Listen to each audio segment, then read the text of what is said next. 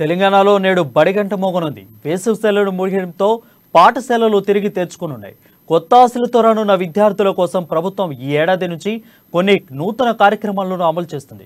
మరోవైపు ఎప్పటిలాగే పలు ప్రాంతాల ఉపాధ్యాయుల కొరత, సదుపాయాలు లేమి ఉన్నాయి. విద్యా వాలంటీర్లు పార్ట్ టైం ఇన్స్ట్రక్షన్ లేకుండా తరగతులు మొదలు కానున్నాయి. ఈ విద్యా సంవత్సరం 229 రోజులు తరగతులు జరగనున్నాయి. మరోవైపు ప్రైవేట్ పాఠశాలలో ఫీజుల భారం తల్లిదండ్రుల్లో ఆందోళన కలిగిస్తుంది. దీనిపై మరింత సమాచారం మా ప్రతినిధి ప్రవీణ్ అందిస్తాడు. ప్రవీణ్, చెప్పండి. Thank you Varun. వేసవి సెలవులు ముగియడంతో నేటి నుంచి కూడా పాఠశాలలో తిరిగి తెచ్చుకున్నాయి. అయితే కొత్త ఆశలతో రానున్న విద్యార్థుల కోసం ప్రభుత్వం ఈ ఏడాది నుంచి కొన్ని నూతన కార్యక్రమాలు కూడా అమలు చేస్తుందనే చెప్పొచ్చు. అయితే నేటి నుంచి పాఠశాలలు ప్రారంభం కానున్న నేపథ్యంలో రాష్ట్ర వ్యాప్తంగా కూడా సుమారు 41,000 పాఠశాలలో దాదాపు 58 లక్షల మంది విద్యార్థులు అయితే బడిబాట పట్టనున్నారు. అయితే ఒకవైపు ఎండల తీవ్రత ఉన్నందున సెలవులు పొడిగించాలనే ఒక వినతులను కూడా విద్యాశాఖ అయితే అంగీకరించలేదు. అయితే ఈ నేపథ్యంలో సర్కార్ బడుల్లో కూడా కొత్త తరగతిని ప్రారంభించేందుకు వస్తున్న విద్యార్థుల కోసం ఏడాది పలు నూతన కార్యక్రమాలు అమలు చేసేందుకు ప్రభుత్వం కూడా సర్వం కూడా సిద్ధం చేసింది. అయితే గతంలో చూస్తున్నట్లయితే పాఠ్య పుస్తకాలు కావచ్చు, అలాగే యూనిఫామ్లు కావచ్చు, ఇవన్నీ కూడా కాస్త ఆలస్యమైన నేపథ్యంలో ఇప్పుడు మాత్రం వాటిపై వ్యవహరించింది. ఇది ఇప్పటికే పాఠ్య పుస్తకాలు, యూనిఫామ్లు ఇప్పటికే ఆయా పాఠశాలలకైతే చేరుకున్నాయి. అయితే కొన్ని చోట్ల అయితే ఏకరూప దుస్తులు రంగు మారడంతో ఆయా ప్రాంతాల విద్యార్థులకు చేరేందుకు కొంత ఆలస్యం అయ్యే పరిస్థితి కూడా నెలకొందని చెప్పవచ్చు. అయితే ఈ ఏడాది 1 నుంచి 5వ తరగతి వరకు కూడా వర్క్ బుక్స్, అలాగే 6 నుంచి 10వ తరగతి వరకు కూడా నోట్ బుక్స్ ప్రభుత్వమే ఉచితంగా పంపిణీ చేస్తుంది.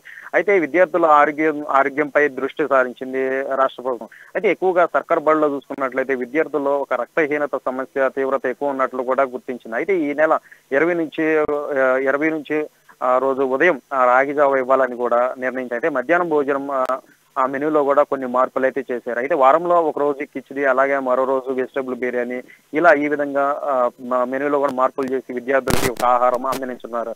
అలాగే సర్కార్ బడుల్లో ఆంగ్ల మాధ్యమాన్ని ఏటా ఒక తరగతికి విస్తరిస్తున్నారు. ఈ ఏడాది 9వ తరగతికి ఆంగ్ల మాధ్యమం ప్రారంభం కానుంది. 10,000 బడుల్లో రీడింగ్ కార్నర్లు అయితే ప్రారంభించున్నారు. అయితే మన ఊరి మన బడి, అలాగే మన బస్సి మన బడి పథకం ద్వారా సుమారు 1000 పాఠశాలను ఆధునీకరించిన రంగులతో అలంకరించింది.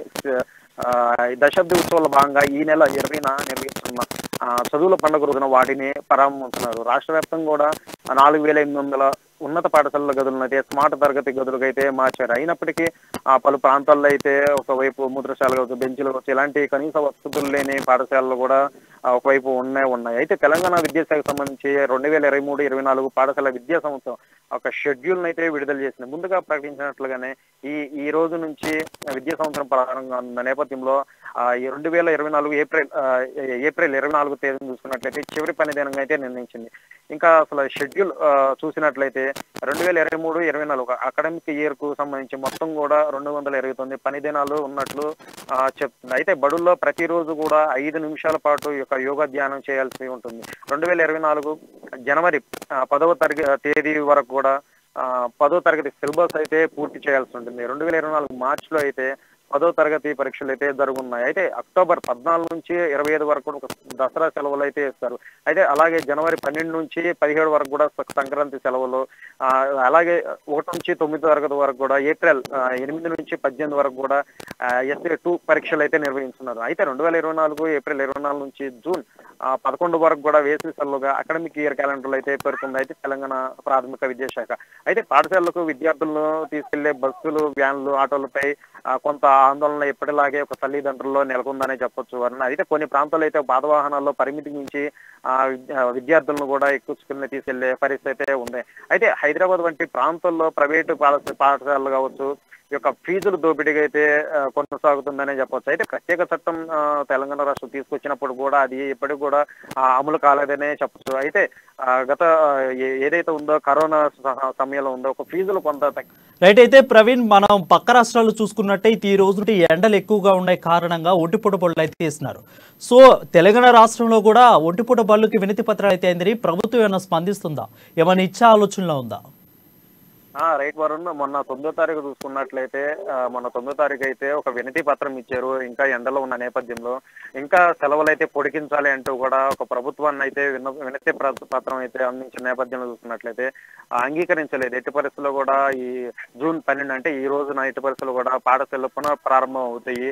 సో అందరూ కూడా తప్పగా హాజరవ్వాలంటూ కూడా ఒకవైపు అయితే ఇన్స్ట్రక్షన్ ఇచ్చింది. సో దీని తర్వాత మరి ఎండలు తగ్గే నేపథ్యం ఏంటంటే ఒకవైపు ఈ శని ఋతుపవనాలు నైరుతి ఋతుపవనాలు అనేవి వచ్చే నేపథ్యంలో కావచ్చు, ఇటువైపు కూడా రాష్ట్ర ప్రభుత్వం ఆలోచించి ఒక నిర్ణయం తీసుకుందని కూడా మనం భావించవచ్చు Varun. Right, thank you Praveen.